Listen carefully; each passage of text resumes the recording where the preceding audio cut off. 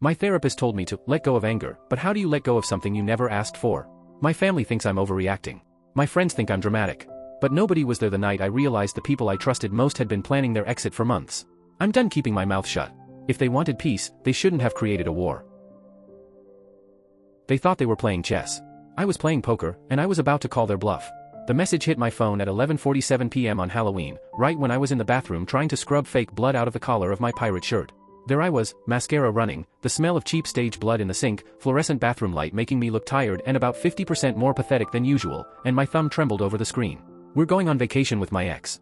We just want closure. No punctuation, no apology, no gentle lead-in. 22 words that detonated everything I thought I knew about my life. I stared until the pixels seemed to smolder. My name's Eddie Howerin. 8 years of marriage, a decent gig as a home security consultant, a life I thought was ordinary and solid. At 11:47 that night I discovered I was apparently living inside someone else's script. Alyssa had been off for months. Little things first, late nights at the gym, quiet phone calls she'd slide to her ear and whisper into, that crooked smile she'd wear like someone trying on a lie. But even with those breadcrumbs, nothing prepared me for the stovetop explosion that text was. From the other side of the bathroom door, Rick called, "Eddie, you okay in there?" Downstairs the party was still in full swing, laughter that was more alcohol than joy, music pumped from some cheap speaker, the clang of plastic cups. I could hear Alyssa's laugh slice through it all. She was probably still in that black Catwoman outfit she'd chosen, the one that felt more like a costume than a coincidence. Yeah, just peachy. I said it like a joke, but when I splashed cold water on my face the mirror showed a man who looked like he'd been keel-hauled. Pirate eyeliner ruined, fake paint smeared onto my cheek. 8 hours ago I was Eddie Howerin, reliable husband, guy who fixed people's bad locks and worse habits. Now, I looked like the punchline. I went downstairs. Kitchen light haloed the middle of the house. Alyssa was there, leaning against the counter, laughing too softly with Derek Cross, Tarzan, of course, muscles and an arrogance that would be insulting on anyone else but particularly painful coming from him. Derek was married, supposedly best friends with Sousa since childhood. They were far too close, whispering in the kind of hush you'd reserve for secrets you don't want to hear aloud. When they saw me they jumped apart like kids caught with cigarettes behind the school gym. "Hey, babe," Alyssa said. Her voice was syrupy sweet, and beneath it I could taste poison. "Derek was just telling me about his new workout routine," she offered, like that explained the gravity of those late-night messages or the way he kept brushing against her arm. I bet he was. I looked Derek in the eye. He held his stare for a moment, then blinked like a man realizing he'd been presented with a mirror. "Lifting more than weights these days, are we?" I asked. It came out lighter than I felt. His jaw tightened. He forced a laugh that sounded small in the open room. "Just trying to stay in shape, Eddie. You know how it is." "Do I?" I wanted to ask. "Do I know anything at all?" I grabbed a beer from the cooler, twisting the cap off with a little more force than necessary. When I make promises, I keep them, stuck in the past, stubborn that way, and I'd promised myself I would not make a scene. But there's a specific kind of silence that precedes a scene. The whole kitchen felt like that silence, taut and waiting. "Alyssa, can we talk?" she said, grabbing my arm like the scene was still hers to direct. "Sure," I said. "Let's talk about closure." I held up my phone. The message glared like an accusation. Her Catwoman mask, the half-face kind that makes eyes look theatrical, made the color drain from the visible skin beneath. She mouthed the words, "I can explain." "Right. You always can." Creativity was her best talent. I finished my beer in 3 long swallows, feeling the cold go down like a chain. It wasn't just the message. It was the months of small things that added up into proof. A contact saved simply as D. New clothes I never saw her buy. Yoga classes on Tuesday nights, or so she said, that I never actually found on any schedule. Derek cleared his throat. "Maybe I should," he began, looking between us. "Stay right there, Tarzan," I said, and for a second my voice had the ring of every time I'd stepped into the ring years ago, when knuckles solved problems words couldn't. "We're all friends here, right? No secrets among friends." Alyssa's hand trembled around a wine glass. "Eddie, you're making a scene." "This," I said, "would be a scene if I started telling everyone at this party about your little vacation plans. Right now? This is a conversation." The refrain of a Monster Mash somewhere out in the living room made the moment absurdly cinematic, zombies and vampires pretending to terrify, while a real betrayal unfolded between the chips and the dip. Derek put on his defensive chest, puffed up. "There's no need to get hostile." "Hostile?" I laughed. The laugh had no warmth. "Derek, you haven't seen Hostile yet. Keep pushing and you might get a demo." At that precise moment Suz, other Catwoman, apparently coordinated, slid into the kitchen. "How cute," she said, scanning the 3 of us like a judge. "What's going on?" "Just discussing travel plans," I said, laying the words down like stones. "Your husband here is giving some great advice." Suz's eyes sharpened. She was the kind of person who could cut through nonsense like a razor through paper. "Derek, what is he talking about?" "Nothing, babe. Just guy talk." Derek's voice tried for casual, landed somewhere between guilty and desperate. "Guy talk," I repeated, setting my empty bottle down with a clink that felt more like a gavel. The little sound punctured whatever pretense remained. It was the same tone men use when they want the room to notice the fact that someone has been disloyal. And then the kitchen erupted. Suz yelled at Derek. Alyssa yelled at me. Derek gave excuses that convinced exactly no one. Masks shifted, costumes rustled, and in the doorway I watched a parade of strangers wearing their chosen identities and pretending. At least they were honest about who they were pretending to be. Standing in the middle of it all, watching my marriage crumble like something brittle, something cold and methodical slid into place in my chest. You spend 15 years protecting other people's places and possessions. You learn how to notice the small things, an unlocked window, a footprint by a back door, a pattern of messages that doesn't fit. You teach yourself to be observant. I'd protected houses, corporate offices, people who thought their secrets were safe with me. Time to start protecting something that belonged to me. You know what? I said, loud enough that the argument dipped for a beat. Enjoy your vacation, Alyssa. Hope you find all the closure you're looking for. I left them there, voices rising behind me like a fire getting wind. I walked through the living room, racks of costumes, a man in a green suit doing a terrible Dracula impression, and out into the autumn night. The air hit me, cool and sharp, leaves rustling along the street like tiny conspirators. My phone buzzed. Another message. From Melissa, where are you going? We need to talk. My fingers hovered. I typed, closure costs extra, sweetheart. Send me a postcard. Maybe it was petty. Maybe it was cruel. Maybe it was the only control I had left. Then I drove. I drove with my hands wide on the wheel and my head full of plans I'd never had to make before. I thought about the first steps, what to say, what to collect, what to expose. I thought about all the clients whose problems I'd solved by mapping patterns and connecting dots. This was personal now. This was mine. I pulled into my driveway and sat there with the engine ticking down, the house lights warm, the garage door closed. The Halloween straw on the lawn looked ridiculous in the street lamp, a tableau for people who didn't know the wreckage inside the house. I told myself I was going to be surgical. Smart. Not a thug. Chess, not chaos. But as I sat there, heart still hammering, my mind kept circling one ugly, delicious thought: revenge. Not loud, not petty. Precise. I reached for my phone, already drafting the first move in my head, and that's when I realized something that made my skin go cold. I didn't yet know the full board. I didn't know who else held cards. And if they'd been playing poker, then so had I. I took a breath, and in that breath I decided, I would not be the joke in their story. I would be the author of what came next. Only problem was, I had no idea what the first sentence of that chapter would sound like. Morning light felt like interrogation.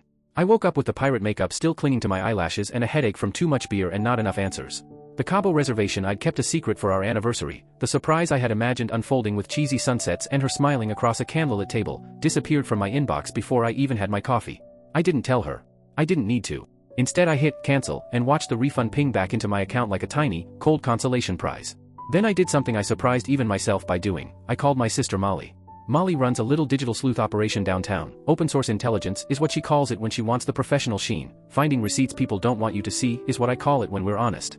She's 29, sharp as a tack, drinks coffee black enough to etch chrome, and morally flexible enough to slip around legal corners without ever quite getting the badge dirty.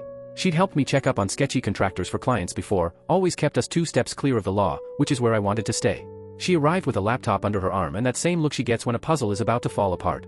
So let me get this straight, she said, setting the mug down that smelled like it could remove varnish.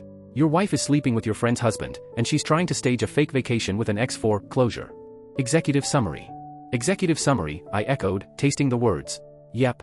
All right, she said, fingers already hovering above the keys. What are we looking for? Everything, I said without hesitation. Phone logs. Texts. Social. Money transfers. Names. Times. I want to know who called her at 2 a.m., who she drank with last Tuesday. Hell, if the person who cleaned her shoes knows something, find them. I want to know what she had for breakfast and who she called to complain about it. She smiled, a mean, efficient little thing. That's going to cost you. Bill me, I said. While Molly did the digital digging, I did what I always did, I watched. 20 years boxing taught me how to wait without flinching. 15 years keeping people's properties safe taught me how to notice the smallest breach. 8 years married taught me one bitter truth: Alyssa turned into a liar whenever she got nervous. Her voice would get too bright, her hands would arrange themselves like a child fidgeting with a shoe. I knew the cadence of her excuses the way I knew the brand of my own boots. That afternoon she came home smelling faintly of peppermint and cold medicine, eyes red-rimmed as if she'd slept badly. I'm so sorry I didn't come home last night, she mumbled, collapsing against the hallway wall. I felt awful. Jen wouldn't let me drive. Jen, the drama-loving nurse she confided in, was a perfect alibi. How was the party after I left? I asked, keeping my voice casually flat, the way you ask about the weather when you're actually asking if the sky's falling.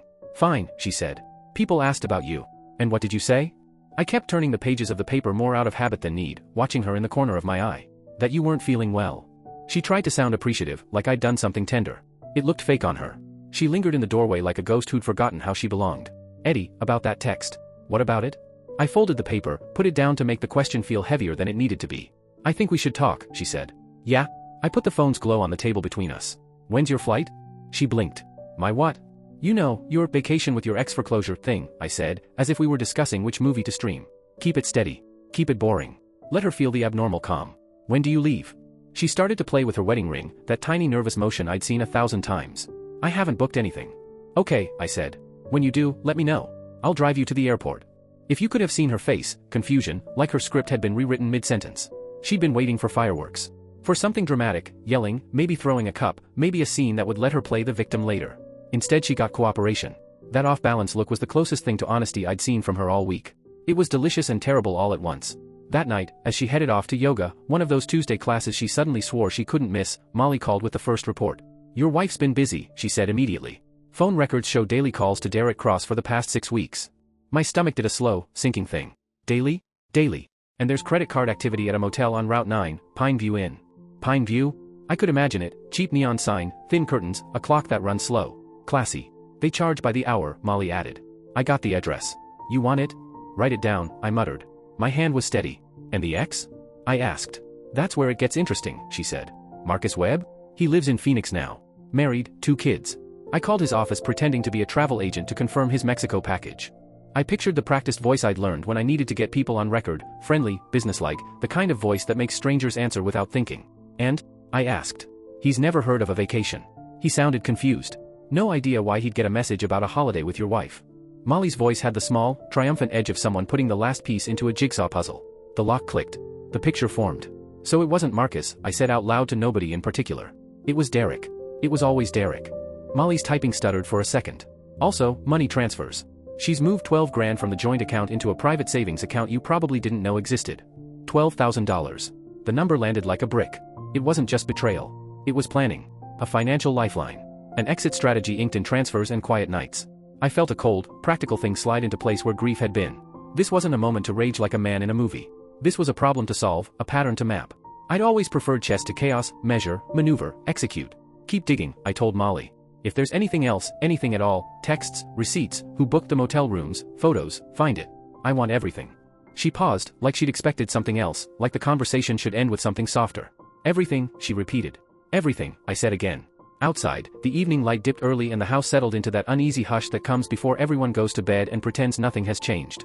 I closed my eyes for a moment, feeling the fatigue and the adrenaline trade places in my body. I was already making lists in my head, accounts to check, people to call, options to consider. But even as I planned, a small, low voice in my head whispered the only haunting thing I couldn't shake. How many more moves did they have that I didn't know about? Keep digging, I repeated, both to Molly and to myself. I wanted the full picture, and I wanted it before they could finish their little escape plan. And then Molly said something that made the room tilt. There's one more name that keeps showing up. The next morning she announced it like it was a cheerful afterthought. I booked the closure trip for next weekend. 5 days. She even paraded a confirmation email across the kitchen table, full of flight numbers and hotel names, elegantly forged down to the digital signature. That's great, I said, smiling in a way that felt surgical. I'm glad you're getting the closure you need. She stared at me as if I'd sprouted a second head. You're not mad, she asked, genuinely puzzled. Why would I be mad? Marriage is about trust, right? If I say I need closure with my ex, I trust this is the right move. What I didn't say was that I'd already made a courtesy call to the airline.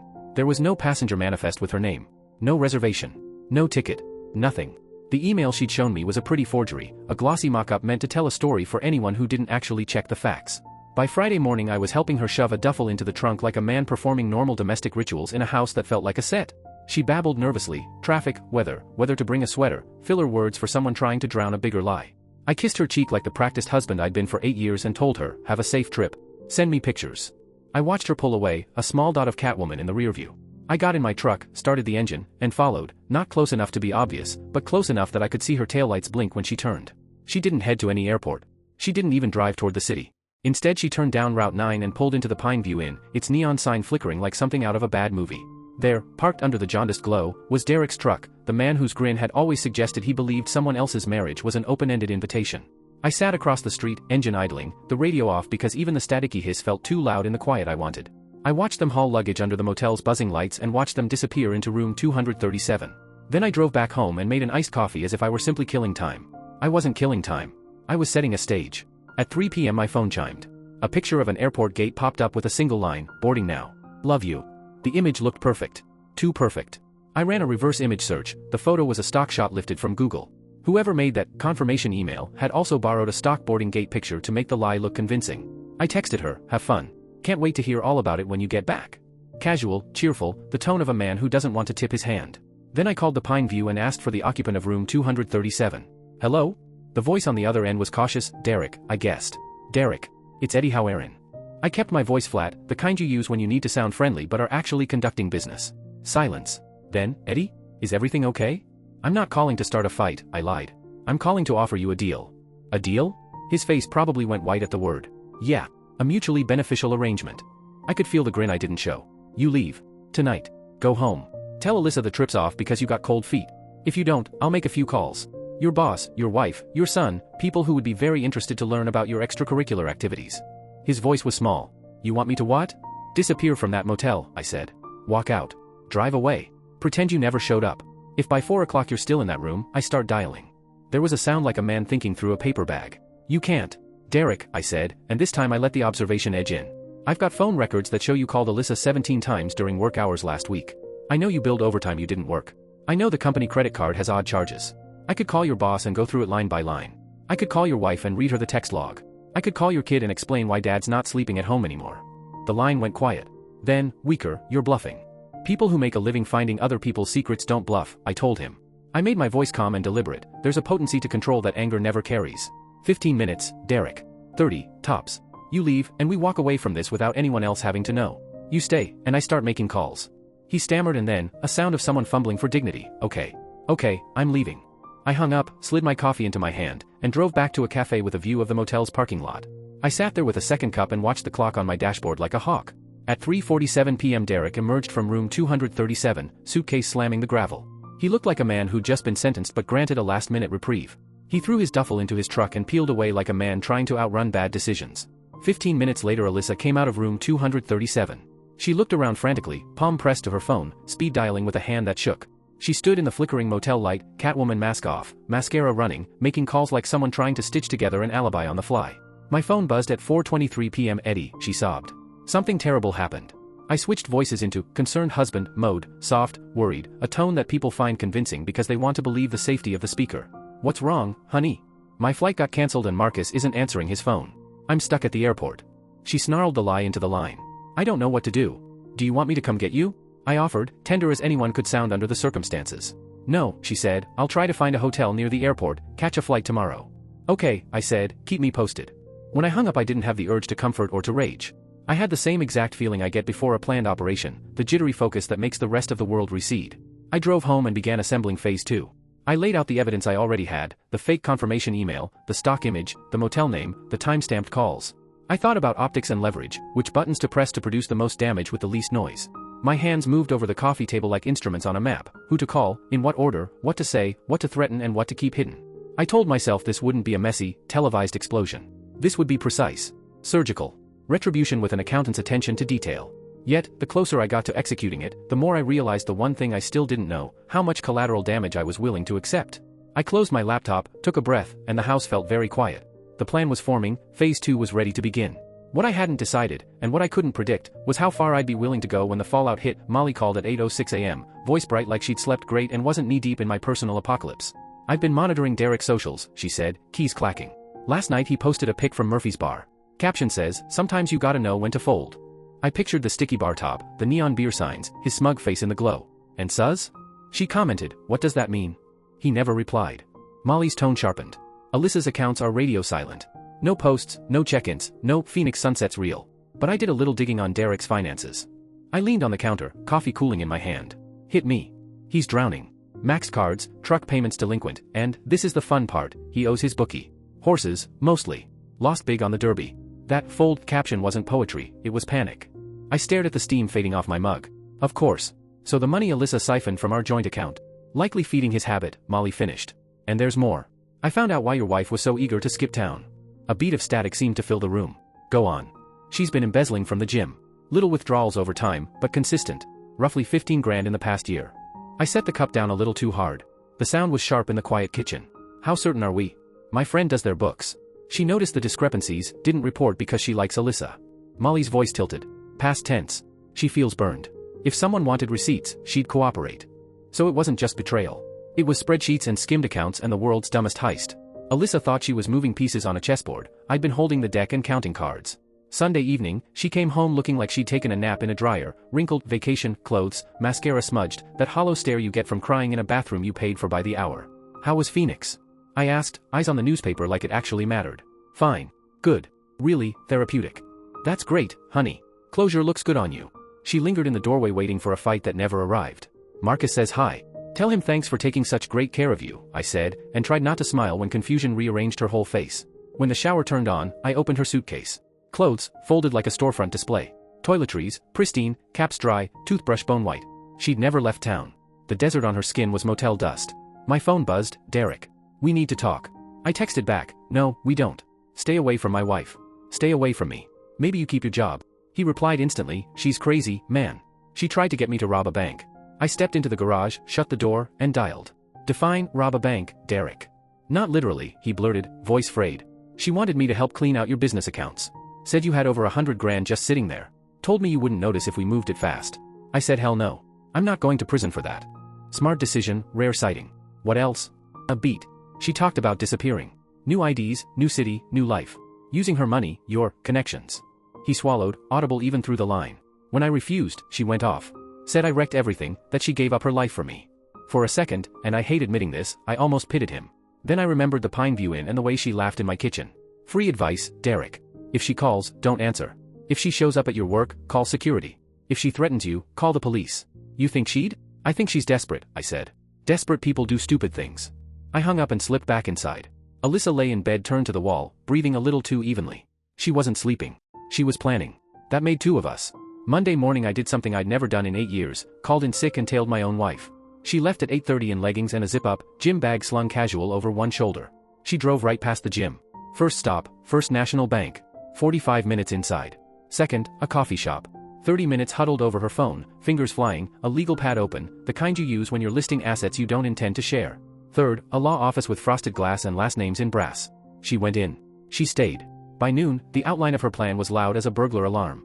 I called Paula Martinez, my attorney, the same one who'd drawn up my business filings when the security company was just a sketch and a stubborn dream. Eddie. Been a minute, she said. What's wrong? I need to protect my assets today. My voice came out steady. My wife is preparing to nuke the accounts and walk with whatever she can carry. I laid it out fast, the affair, the fake trip, the gym theft, the bank, the lawyer. Paula didn't interrupt once. Bring me everything, she said. Bank statements, business books, deeds, policies, the works. And Eddie, today. If she files first, we lose leverage. We're beating her to the courthouse. The afternoon turned into a triage line of documents. I stacked, scanned, signed. Paula filed a legal separation that froze joint accounts and barred either of us from moving major assets without court approval. A legal ice bath. I almost felt warm again. She's going to be furious, Paula warned. Angry people make mistakes. She did not disappoint. That night, Alyssa tried to order dinner. Declined. Tried another card. Declined. By the third failed attempt she stormed into the living room, eyes blazing. What did you do? I protected my interests. You froze our accounts. I froze my accounts, I corrected. You're welcome to use your own money. Her face went chalk white, then blotchy with heat. This is insane, Eddie. We can work this out. Can we? Because from where I'm sitting, you've been workshopping alternate endings for months. She shifted tactics, tears, tremble, contrition. The thing with Derek, it didn't mean anything. And the thing with embezzling from your job? She went still in that scary way people do when they've run out of script. What are you talking about? 15,000, I said. Siphoned over the past year. I don't. I held up Molly's packet. Line items. Dates. Transfers. Your friend who does the books. She finally got tired of being lied to. Alyssa sat down like her strings got cut. How did you find all this out? I shrugged the way you do when a trick is too easy to dignify. I investigate for a living. Eddie, please. I can explain. I'm sure you can. Save it for your lawyer. Later, she tried a different play, lingerie, perfume, long-forgotten endearments choked out between apologies. When that failed, she tried guilt. When guilt didn't land, she clawed back to fury. You're destroying our marriage over nothing. I'm not destroying anything, I said, calm enough to scare myself. I'm refusing to pay for the demolition. By morning, her attorney reached out to Paula, all sugar and strategy. Your wife would like to negotiate, Paula said, dry as toast. She'll repay the gym in exchange for a generous settlement. And if I refuse? Then she'll claim you're threatening and seek a restraining order. I laughed. Good luck. There are cameras in every room. If I blink too loud, it's on video. She helped install them. Paula paused. Eddie, what exactly are you planning? Justice, I said. It sounded clean in my mouth. Maybe cleaner than it really was. That afternoon Rick called, the same Rick whose Halloween party lit the fuse. Man, I hate being in the middle, but you should know, Sus Cross came to see me. Derek's wife? She knows everything. She's leaving him and taking their son. Also, she's planning to sue you. I sat up. For what? Alienation of affection, he said, wincing like the words tasted bad. Her lawyer says it's viable here. She says you knew about the affair and didn't tell her, which let it continue. Emotional distress, damages, the whole buffet. She's eyeing your business assets. I felt the room tilt, walls inching closer. Alyssa was trying to slice me up in divorce court, Sus wanted a piece for pain and suffering, and Derek, well, Derek was probably lawyering up as we spoke. There's a moment before a controlled detonation when you decide whether to cut the blue wire or the red. I stared at the neat stacks of documents on my table, at the phone lit with names that suddenly meant war, and I understood exactly what needed to happen next. No more warnings. No more gentle nudges. It was time for the nuclear option, and I had just the target in mind. The moment I decided I was done protecting people who didn't deserve protection, I called Molly. Release everything, I told her. My voice didn't shake, didn't crack, it was calm in a way that only comes when you've stopped caring about the fallout. If they want consequences, let's make sure they get the full package. Molly went quiet on the other end. All of it? Eddie, once this stuff hits daylight, there's no putting the lid back on. I'm sure, I said. Burn it all down. So she did. The embezzlement reports went straight to the gym's owner, all those tiny withdrawals Alyssa thought nobody would ever notice. Derek's overtime fraud and creative accounting went to his supervisor at the factory. And the gambling debts, the real monster hiding under the bed, went right into the lap of Suzz's lawyer. By the next day, the dominoes were falling. Alyssa was fired on the spot and threatened with criminal charges. Derek got suspended, and Suzz put him out in the driveway with a trash bag full of clothes. The lawyer who'd been eager to help her take a bite out of my business suddenly backed away once he saw Derek was broke, jobless, and facing criminal charges. Funny how fast loyalty dies when the money disappears. But I wasn't done. Because justice isn't about striking once. It's about making sure the people who tried to bury you understand exactly where they went wrong. Thursday evening, I walked into the bedroom and found Alyssa packing boxes. Clothes, makeup, jewelry, all the pieces of a life she'd carved out of mine. Going somewhere? I asked. She didn't meet my eyes. My mom's. Just until all of this settles down. That's probably smart. When she finally looked at me, I saw something I hadn't seen in months, not anger, not manipulation, not smug confidence. Defeat. Why are you doing this? She asked, voice trembling. Why are you trying to ruin me? I'm not doing anything to you, I said. I'm just not shielding you anymore. Big difference. We could have handled this privately, she said. Without lawyers. Without courts. Without all this drama. I almost laughed. We could have. 8 months ago, when you started sneaking around. 6 months ago, when you started stealing from the gym. 4 months ago, when you and Derek started planning your little disappearing act. But you didn't want honesty. You wanted drama. Congratulations. This is what drama looks like. She didn't say another word. She finished packing in silence, carried the boxes to her car, and paused before closing the trunk. I did love you once, she whispered. At the beginning. I know, I said. That's the part that hurts. Then she drove away, tail lights shrinking into the dark, and I poured myself a whiskey on the porch while the sun bled out over the houses. Kids were playing 2 doors down, someone was grilling, and my whole neighborhood looked exactly like the life I thought I had. My phone buzzed. A text from Derek. She's losing her mind. She came to my work screaming. Said we're all gonna pay. I stared at the message for a long time. Not my problem anymore, I typed back. Turns out, I was wrong. Friday night. I was in the garage working on an old motorcycle engine when the security alarm chimed. My cameras lit up, motion detected in the backyard. I pulled up the feed on my phone. Alyssa was standing at my back door, and she wasn't alone. Derek was with her, and 2 guys I'd never seen before. One of them carried a crowbar. I dialed emergency services immediately, then picked up the aluminum bat I kept beside the tool chest. I didn't yell or panic. I opened the door just wide enough to be heard and said, loud and clear. Police are already on their way. You've got maybe 5 minutes to leave before this turns into felony charges. Alyssa stepped forward, mascara streaked, hair wild. Eddie, just open the door, we need to talk. We can talk through attorneys. That's what you wanted, remember? I want my stuff. It's already in storage. Your lawyer has the address. Derek moved closer. Come on, man. We're not trying to start anything. I nodded toward the guy holding the crowbar. Then why did you bring tools? That's when one of the strangers finally spoke, voice low and rough. Derek owes us money. His wife says you're loaded. We're just here to collect. Ah, and there it was. Derek had convinced her, or maybe she convinced him, that robbing my house was a great way to take care of his gambling debt. Beautiful teamwork. How much? I asked. 20 grand. I snorted. Derek, hear that? 20,000. That's a lot of overtime paperwork. The crowbar guy stepped forward. Enough talking. Open up, or we open it for you. And that's exactly when the first police cruiser rolled into my driveway, lights strobing across the garage. The 2 strangers took off instantly, hopping the fence like track stars. Derek froze. Alyssa burst into messy, dramatic tears. Officer Landry came around the house, hand on his holster. He's been patrolling this neighborhood longer than most of the houses have existed. Evening, Eddie. Evening, Frank. He looked at the crowbar. Looked at Derek. Looked at Alyssa. This true? We just wanted to talk, Alyssa sobbed. He won't answer my calls. So you brought a crowbar for the conversation? Frank asked. Silence. I crossed my arms. They came here to rob me and pay Derek's gambling debts. The guys he owes weren't exactly shy about it. Frank called for backup. An hour later, Derek was arrested for attempted burglary and trespassing. They hauled him to the cruiser while Alyssa watched, shaking and furious. "This isn't over," she hissed at me. "Oh," I said calmly. "It's already over. You just don't know the ending yet." Saturday morning, the phone rang again. "Suz, I heard what happened," she said. "And I owe you an apology." "You don't owe me anything." "No. I do." Her voice cracked, but not from sadness, from clarity. "I wanted to sue you because I was angry and needed someone to blame." But Derek dug his own grave. And Alyssa handed him the shovel. She exhaled. "I want to help you." "Help me how?" "I have 8 years of Derek's financial records. Bank statements. Gambling losses. Money he stole from work. And recordings." "Recordings?" "I've suspected him for months. I put a recorder in his truck. There are hours of calls, Derek and Alyssa planning to rob you." That stopped me cold. "That might not be admissible in court," I said. "Maybe not," she replied. "But the police will definitely want to hear them." She wasn't wrong. "Send me a copy." Sunday afternoon, I was mowing the lawn, finally enjoying a normal day for the first time in forever, when a car rolled up. Alyssa got out and stood by the mailbox. She didn't yell. Didn't storm up to the porch. She just looked small and tired. I shut off the mower and walked over. "What do you want, Alyssa?" She swallowed hard. "I want to make a deal." "I'm listening." "I'll plead guilty to the embezzlement. I'll pay back every penny. I'll sign whatever divorce papers you want. No alimony, no property claims. I'll even testify against Derek. In exchange for? Don't press charges for what happened Friday night.